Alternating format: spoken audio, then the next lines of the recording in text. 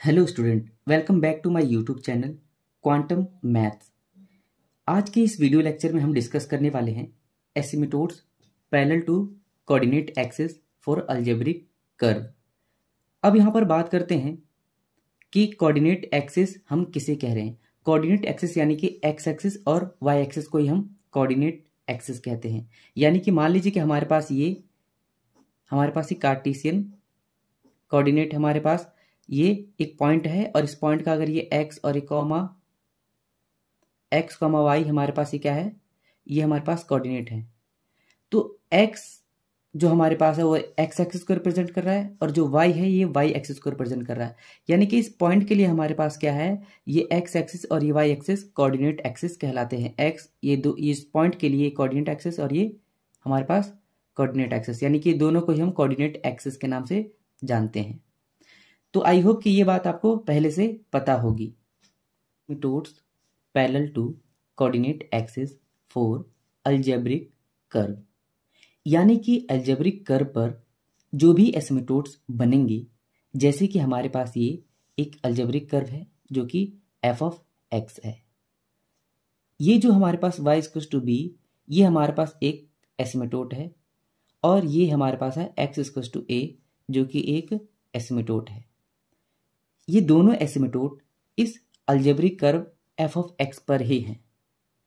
तो हमारा जो यहाँ पर जो क्वेश्चन ये है कि अलजेब्रिक कर्व आपको अगर गिवन है तो उस केस में आप या तो एक्स एक्सिस के या तो वाई एक्सिस के पैरेलल एसिमिटोड फाइंड करना है।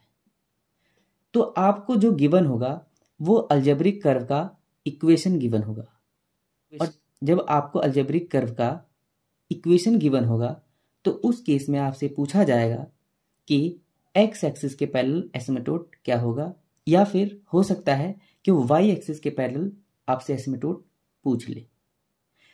तो अलजेब्रिक कर्व का जो हमारे पास जो इक्वेशन होता है, जिसे हम जनरल इक्वेशन कहते हैं, उसको समझने के लिए, उसको लिखने के लिए एक तरीका है, या फिर आप यूं कह लीजिए कि अलजेब्रिक कर्व का जो जनरल इक्वेशन है उसको लिखने का एक हमारे पास ट्रिक है। वो जो ट्रिक है आप बहुत इजी वे में समझ पाएंगे अगर आपने 11th क्लास में परमुटेशन और कॉम्बिनेशन का यूज प्रॉपर तरीके में किया होगा। तो आई होप कि आप एनसीआर और एनपीआर का जो फॉर्मूला है उनसे भली भांति आप परिचित हैं। तो यहाँ पर हम एनपीआर का फॉर्मूला यूज नहीं करेंगे, यहाँ पर हम सिर्फ और सिर्फ एनसीआर का फॉर्मूला यूज करेंगे। अब एनसीआर के फॉर्मूला में हमें जो रिक्वायर्ड है वो हमारे पास सिर्फ और सिर्फ यही है। हमारे पास इसका रिक्वायरमेंट नहीं है, यानी कि एन फैक्टोरियल अपॉन में आर फैक्टोरियल एन माइनस में 1 और होल का फैक्टोरियल, ये हमें बिल्कुल भी रिक्वायर्ड नहीं है। हमें जो रिक्वायर्ड है वो हमारे पास ये है। हमने बायनोमियल थ्योरम में इसका काफ़ी अच्छी तरह इस्तेमाल किया था। जैसे कि मान लीजिए आपको अगर ये x प्लस में y गिवन है और उसकी होल की पावर n गिवन है, और उस केस में आपको एक्सपेंशन अगर आपसे पूछा जाता था तो उसका जो एक्सपेंशन था आप एनसीआर यानी कि कॉम्बिनेशन के फॉर्मूले से आप करते थे। और आप अब भली भांति ये भी परिचित हैं कि एनसीआर का जो फॉर्मूला है उसको हम कैसे यूटिलाइज करते हैं, कैसे यूज करते हैं। यानी कि इसका जो एक्सपेंशन है वो आप किस तरीके से करते थे, तो आप एनसीआर का फॉर्मूला यूज करके करते थे कि जो सबसे बड़ा जो पावर है, यानी कि जो हाईएस्ट पावर है, आप उसको यहाँ पे रखेंगे, फिर यहाँ पे सी और यहाँ पर आर के जगह पे आप वहां से स्टार्ट करते थे जहां से आप डिग्री को 0 मानते थे। यानी कि यहाँ पर सबसे पहले जो सबसे कम डिग्री होगी जो कि हमारे पास है 0 डिग्री, तो यहाँ पर एन सी 0, उसके बाद यहाँ पर आप जैसे कि x और y है तो यहाँ पर x और यहाँ पे y लिख लिया करते थे। अब यहाँ पर क्या है कि x की जो पावर रखते थे आप, वो क्या रखते थे, जो कि हमारे पास जो हाईएस्ट पावर थी आप उसको रखते थे, ठीक है। और इसी तरीके से आप y की जो पावर रखते थे, जो यहाँ पे r के जगह पे होता है, आप यहाँ पर उसको r के जगह पे रख देते थे। सिमिलरली ये तो हमारे पास आप 0 स्टेप कह लीजिए या फिर आप फर्स्ट स्टेप कह लीजिए। अब हम नेक्स्ट स्टेप पे चलते हैं, और नेक्स्ट स्टेप क्या करते थे हम, n फिर से c और r की जगह पे यहाँ पर 0 है तो यहाँ पर हम क्या करते थे, 1 बढ़ा देते थे। सिमिलरली हमारे पास ये जब एक बढ़ाएंगे तो इसमें हमें क्या करना पड़ेगा, इसमें से हमें एक घटाना पड़ेगा, तो n माइनस में 1। इसी तरीके से हमारे पास क्या होगा, ये जैसे कि यहाँ पर 0 था तो यहाँ पर 0 था, तो यहाँ पर y हमारे पास, यहाँ पर अगर 1 है तो यहाँ पर हमारे पास ये y की पावर 1। और सिमिलरली हमारे पास और भी टर्म लिखते जाएंगे, और हमारे पास जो nth टर्म हुआ करता था, जब हमारे पास n तो होगा ही होगा, c भी होगा, और ये 0 से लेकर n तक जाएगा तो हमारे पास क्या होगा, ये n हो जाएगा। इस तरीके से x और y दोनों के दोनों ही होंगे यहाँ पर। लेकिन यहाँ पर अगर हम ध्यान से देखें तो यहाँ पर x की पावर n है, और जब हम इसमें से एक एक घटाते जा रहे हैं तो अंत में हमारे पास क्या मिलने वाला है, वो 0 मिलने वाला है। ठीक है, इसी तरीके से हमारे पास अगर ये y की पावर को देखें तो y की पावर हमने 0 से स्टार्ट किया था और हमें n तक जाना है, क्योंकि इसकी डिग्री हमारे पास n है। तो यहाँ पर हम देखें तो हमारे पास ये 0, फिर ये 1, फिर 2, 3, ऐसे करते करते nth हमारे पास टर्म जो होगा वो n x की पावर 0 और y की पावर n हो जाएगा। लेकिन यहाँ पर एक कमाल की बात और है, अगर कोई आपसे ये पूछ दे कि हमारे पास इस nth टर्म से जस्ट पहले वाला जो टर्म होगा उसको आप कैसे लिखेंगे, तो आप इसको बहुत इजीली लिख लेंगे। कैसे, आप इसको ध्यान में रखते क्या कीजिए, आप इसको लिख रहे हैं, इससे जस्ट एक पहले लिख रहे हैं, इसका मतलब क्या है कि आप पूरे तरीके से आप इसको ऐसा लिख लीजिए, nc आप इसको छोड़ दीजिए, x यहीं पर उतार लीजिए, y भी यहाँ पर उतार लीजिए। अब यहाँ पर क्या है, इससे जस्ट एक पहले लेना है, इसका मतलब n की पावर एक कम हो जाएगी। आप यानी कि n की पावर जो होगी हमारे पास एक कम हो जाएगी, यानी कि n माइनस में 1, यानी कि n है तो हमारे पास एक कम हो जाएगी, यानी कि n माइनस में 1। इसी तरीके से हमारे पास x की पावर 0, यानी कि पूरा ये 0 हुआ पड़ा है। इसका मतलब क्या है कि ये हमारे पास टोटल n, जैसे कि n चलता था हमारे पास, जैसे कि n था, n में से 1 घटाया, फिर 2 घटाया, फिर 3 घटाया, ऐसे घटाते घटाते हमारे पास क्या आ गया, वो 0 आ गया। तो हमें क्या करना है, ये 0 बनने से पहले हमारे पास ये कौन से स्टेप पर होगा, तो हमें मालूम है कि ये होगा हमारे पास 1 स्टेप पर। अगर आप ये सोच रहे होंगे कि ये 1 आया कैसे, तो इसको आप इस तरीके से समझ सकते हैं कि मान लीजिए कि आपने यहाँ पर क्या किया, आप यहाँ पर 0 से स्टार्ट करके आप n तक गए। ठीक है, आप 0 से स्टार्ट करके n तक गए, यानी कि 1, 2, 3, 4 डॉट डॉट डॉट और यहाँ पर n तक गए।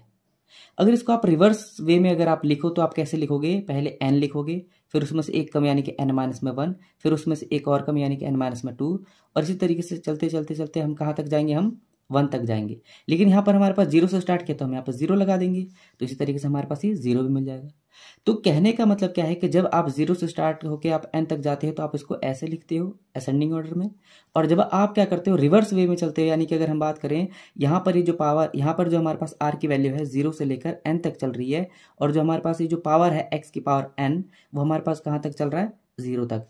तो जब आप n से लेकर जब 0 पे पहुंचते हो तो 0 से जस्ट पहले हमारे पास कौन सी टर्म है, 1।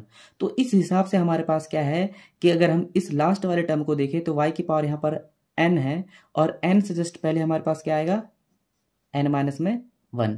और इसी तरीके से x की पावर 0 है, इसका मतलब हम यहाँ पर देखेंगे कि x की पावर जब 0 है, यानी कि 0 से पहले हमारे पास कौन आया होगा, 1। इस हिसाब से यहाँ पर हो गया हमारे पास 1, और जो पावर हमारे पास यहाँ पर होती है वही हमारे पास n माइनस में 1 यानी कि r की वैल्यू होती है।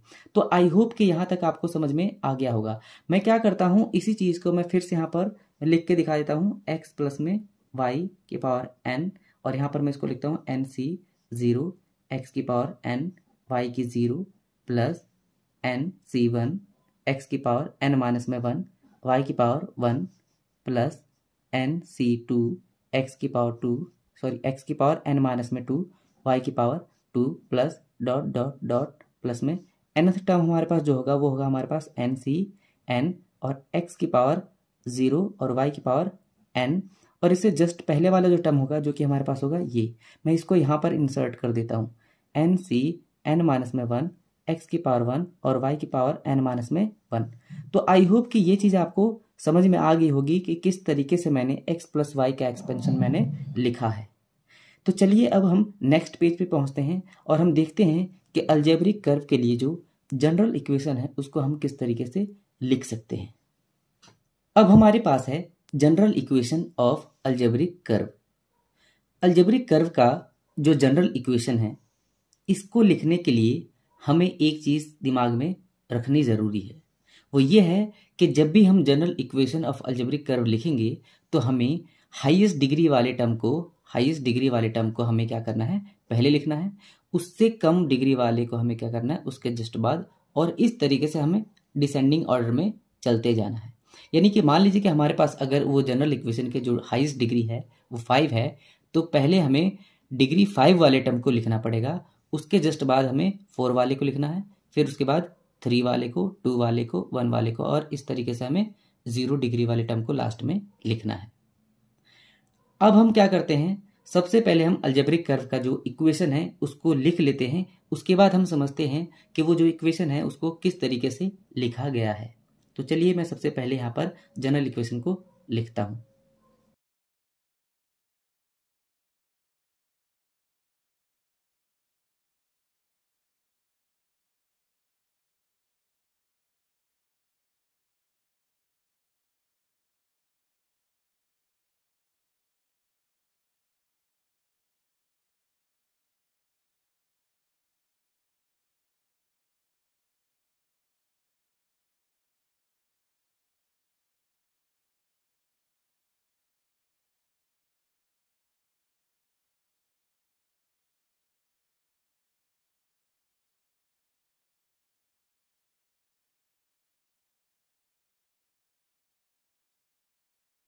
तो हमने अब general equation of algebraic curve हमने लिख लिया है।